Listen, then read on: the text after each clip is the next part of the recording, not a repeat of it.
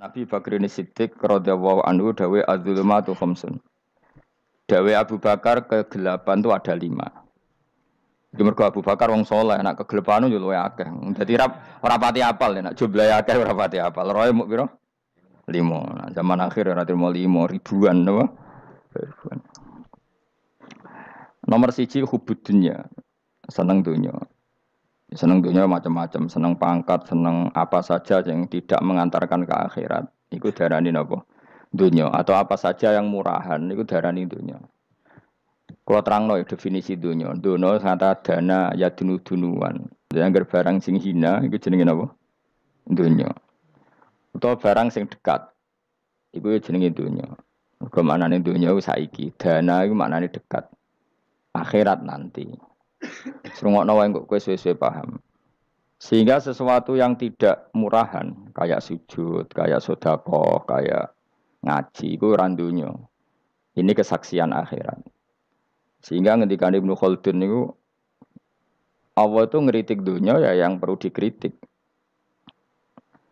Bahkan kadang akhirat pun dikritik pangeran. Swarga pun kadang dikritik pangeran. Nak wayai perlu dikritik. Karena ada konteksnya. Ada apa? Konteksnya. Misalnya begini. Saya punya kitab namanya Khilyatul Auliya atau Baqatul Asfiya.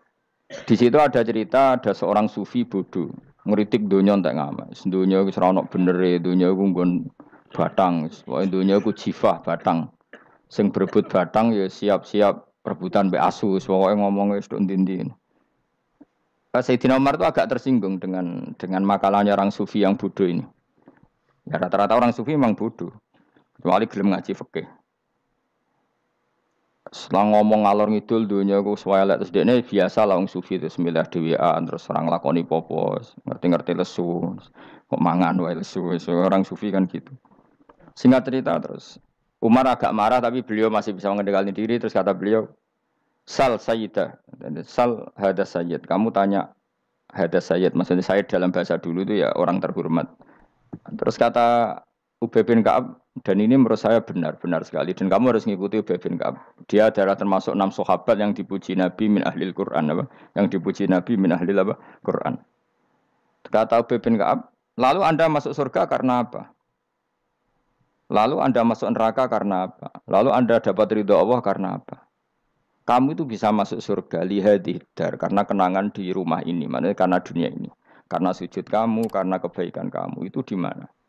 Allah mereferensi amal kamu ya di dunia ini. Kamu masuk surga karena sujud kamu di dunia ini. Nanti masuk neraka karena keangkuhan kamu di dunia ini.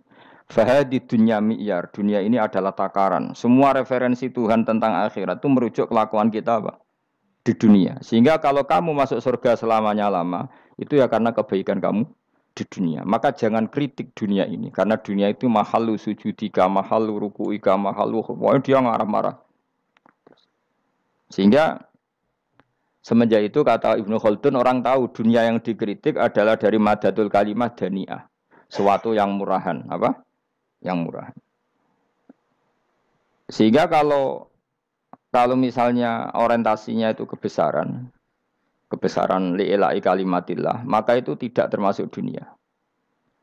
Dan yang suasananya akhirat tapi motifnya adalah kasal, kemalasan, itu yang benar-benar dunia. Makanya Imam Syafi'i sering kritik tasawuf itu sampai usisati tasawuf alal kasal.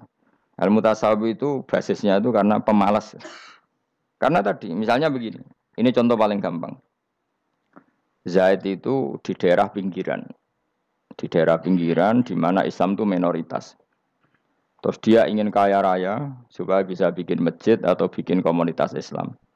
Atau dia ingin jabat jadi lurah supaya enggak ada pelarangan orang sholat karena dia yang punya otoritas bikin aturan.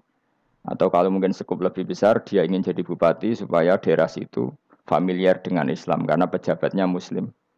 Itu tidak dunia karena semua orientasinya untuk mengawal sujud, mengawal kebenaran. Tapi kalau kamu di daerah pinggiran, kemudian milih dhewean, kabeh kersane pangeran, sithik-sithik kersane pangeran, terus kamu meninggalkan aktivitas dakwah. Itu yang dunia, karena motivasi kamu adalah al-kasal, males dari mewarnai buminya Allah ini dengan sujud. Ini yang banyak orang sufi salah paham. Makanya orang sufi harus ngaji fikih. Bendekne roh, dielingno wong-wong alim, wong fikih nak kitmanul ilmi ku haram. Apa kitmanul ilmi haram. Menyimpan ilmu itu haram. Tidak memberi kontribusi dalam proses orang sujud adalah haram. Tidak memberi pencerahan pada umatnya Nabi adalah haram. Menikmati keasikan eling pangeran dewi adalah haram. Dia harus diingatkan gitu terus. Kalau enggak, itu bahaya bagi agama ini. Makanya dulu itu enggak ada orang sufi yang enggak ngaji ulama fikih. Sekarang kebalikan, malah wong sufi darani fikih mau kulit dekne wis tok hakikat, sembrono. Oh tak tobat tenan nak ketemu aku. Itu bahaya, paham seperti itu tuh bahaya. Karena sekarang itu sufi itu jadi identitas kesalehan. Jadi yang rumah kome sufi koyo-koyo sak dhuwure ahli napa? Fikih. Itu bahaya.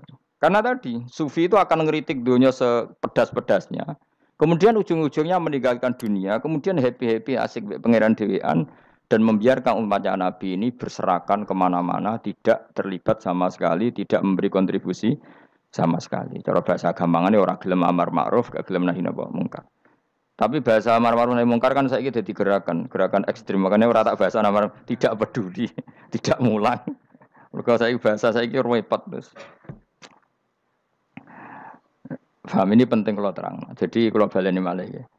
Sing dimaksud dunya ketika dikritik pangeran iku dunya sing sangka kata dani'ah, sesuatu sing murahan, sing enteng, sing nafsu. Iku jenenge napa? Dunya napa?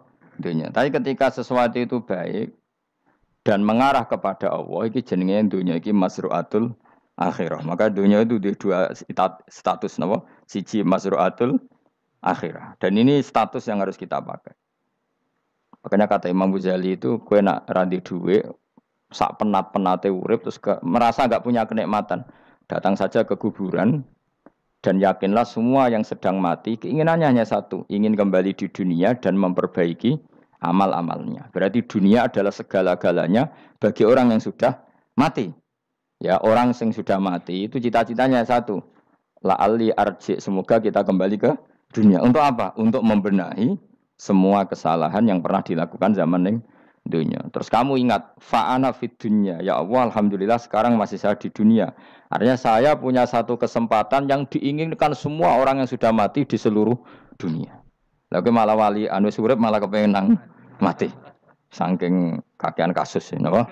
Kakean apa? Kakean kasus.